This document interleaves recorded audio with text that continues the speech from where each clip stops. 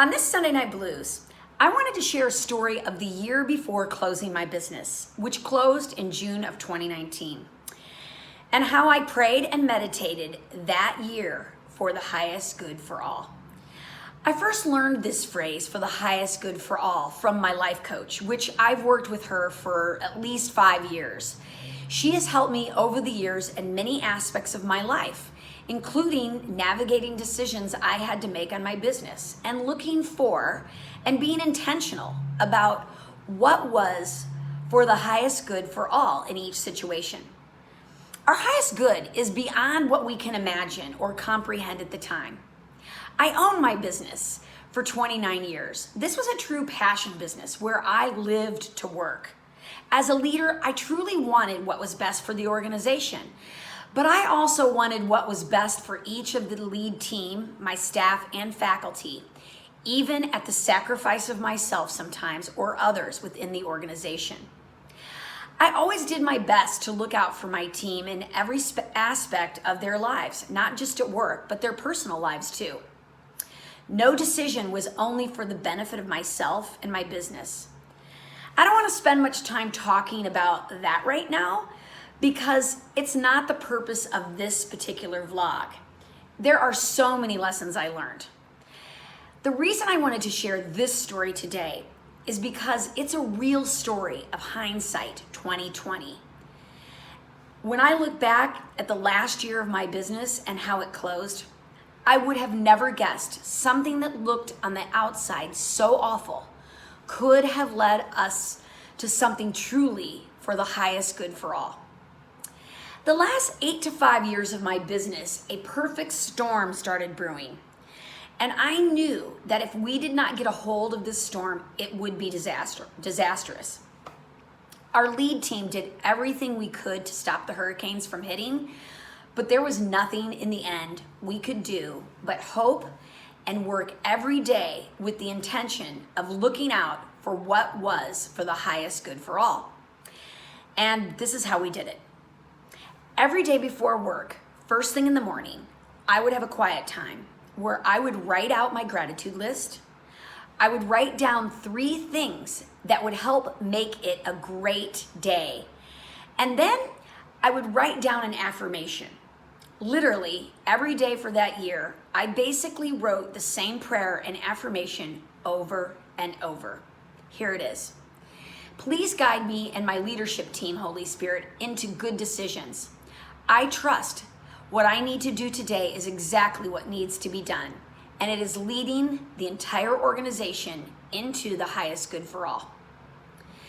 Please allow us to be clear and fair and peaceful, and know all will be well. That last year would have been totally different for us had I not done those prayers. Very strange things occurred during that time that did not make sense to any of us. Every day in our huddle, I would share with the lead team what was going on and how I meditated and prayed that we were being led on a spiritual level to what was supposed to be for the highest good for all. Let me just say, this particular group of people all felt very comfortable with this, and I knew they would find great comfort and embrace it. This is how we remained strangely peaceful and calm during the storm. We certainly wanted the business to continue for another 29 years, but this perfect storm was out of our control. And the only way out of the storm was to trust a superpower and keep our eyes on what needed to be done day to day, knowing we were being spirit-led, and we believed with strong faith that in the end, whatever occurred, it was going to be for the highest good for all. I really believe in my heart that if I seek for the highest good for all, and I allow God or Spirit to guide my way with that intention, then we will all evolve and all will be well long term. The highest good for all to me is where love, which is God, peace and joy lives. The kind of peace and joy that surpasses all understanding. You know, when the circumstance appears to be awful or not so good at the outset, but then over time and much later, the underlying truth reveals itself. and then comes understanding and peace. After the business closed, what felt like abruptly, the people that worked there were pushed into going into the next place or phase of their lives. Some started their own businesses. Some went on to other full-time work and growing in other ways professionally. Some were allowed to spend more time with their families, and so on and so on. But what we did not know or could not have known at that time was that just 9 short months after we closed, COVID-19 would hit, and a pandemic would change businesses forever. It has become clear to me that my prayers were answered, and we were all saved from a more disastrous time, and it was for the highest good. If we would have remained open or continued, we would have been hit with something far more disastrous and difficult. So many people now ask me, aren't you so glad you don't have your school this year during this time? And my answer is yes. But let me make it known that it was not of my own doing. Something powerful led us to closing at that time.